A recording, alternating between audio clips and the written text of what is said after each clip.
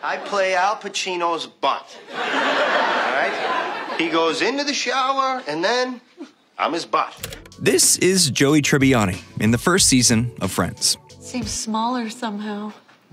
Has it always been purple? And this is Joey in the series finale almost 10 years later. If you don't see much of a difference outside of his looks, well, that's half of the problem. But there's a lot more to the downfall of one of TV's most well-known characters than his surface-level stagnation. If you want to watch more videos like this one, be sure to subscribe to Nerdstalgic so you don't miss any of our latest releases. NBC's Friends, which ran from 1994 until 2004, is an undeniably important cultural touchstone. Over the course of the 10 award-winning seasons, we watched their interests develop and their careers begin, end, and reach new heights. We watched them fall in love, get married, and have children. We watched everyone grow up. Everyone except Joey, that is. Oh my God! Look at me! I'm Chandler. Could I be wearing any more clothes?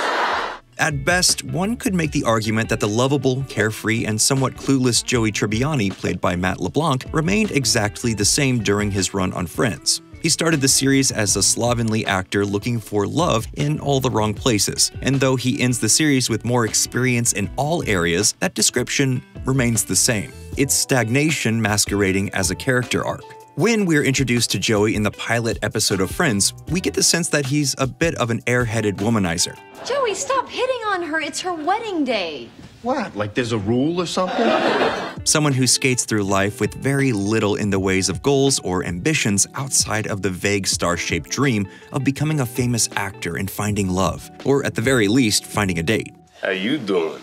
Throughout the show's early days, we learned that while he's not exactly a well-educated man of the world, he is at least passably intelligent. He is socially competent, and he generally behaves like a normal adult who loves his friends and wants to indulge in life's simple pleasures. Are we still talking about sex?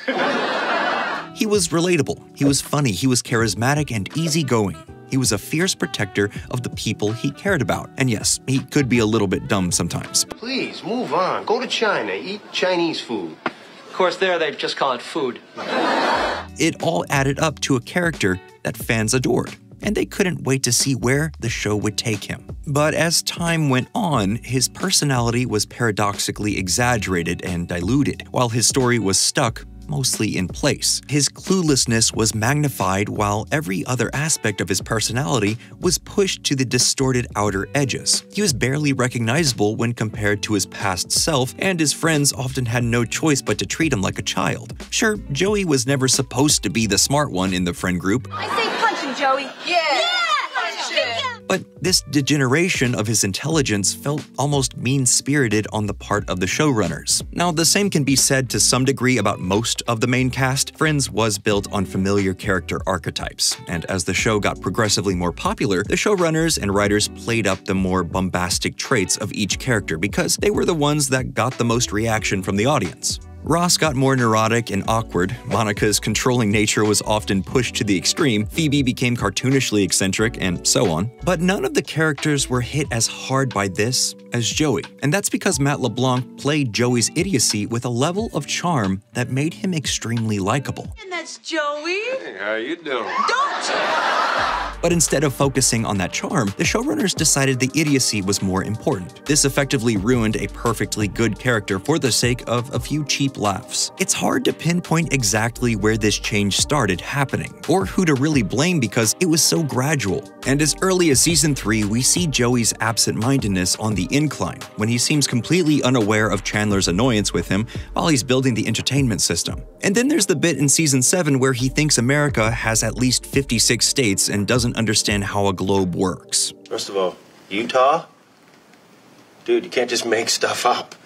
These moments, which were originally used sparingly, eventually became the norm for Joey's character. The loyal, lovable man that had been established in season 1 had been replaced by an empty-headed stand-in. and it happened so slowly that it was almost unnoticeable until it was unignorable. Friends was an ever-changing show where the creative heads were constantly testing out new ideas to gauge audience interest. Sometimes that resulted in extremely iconic moments, other times it served to muddy up characters and slow plot progression to a crawl. Joey played parts in many of the best and worst of these little experiments, but by season 10, it was clear that Joey's excessively stupid personality would not be reversed. Anyone still holding out hope by episode 13 when Phoebe tries to teach him to speak French had to come to terms with that. Joey's character has been so thoroughly ripped to shreds that he can't even repeat basic French sentences. Je m'appelle Claude.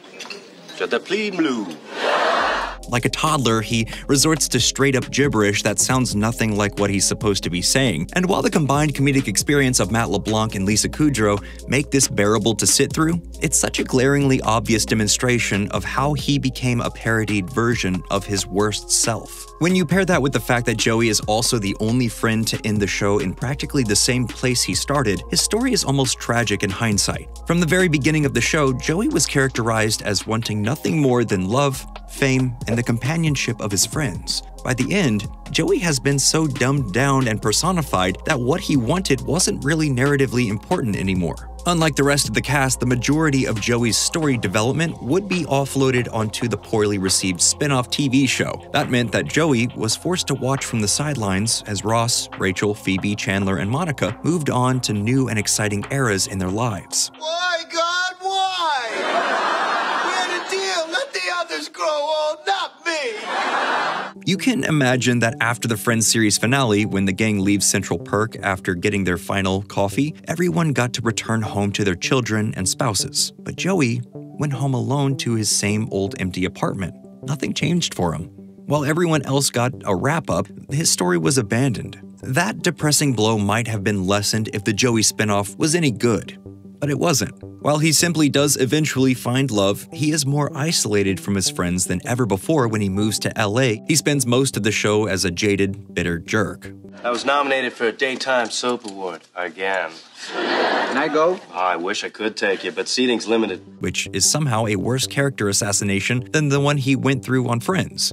Even at his dumbest, Joey on Friends was always an optimist. But spin-off Joey couldn't be further from that positive, carefree guy fans fell in love with. And none of it actually matters because NBC and Warner have tried their hardest to sweep the whole show under the rug. Even if you wanted to, it would be very difficult to watch that part of Joey's life unfold. The spin-off isn't available on any streaming services and doesn't air anywhere else. It's almost like they want us to forget it ever happened.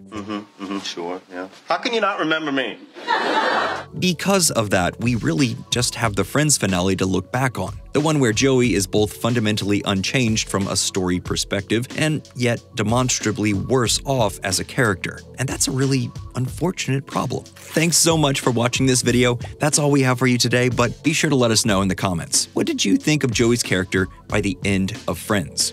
If you'd like more content like this, be sure to like this video and subscribe to Nerdstalgic.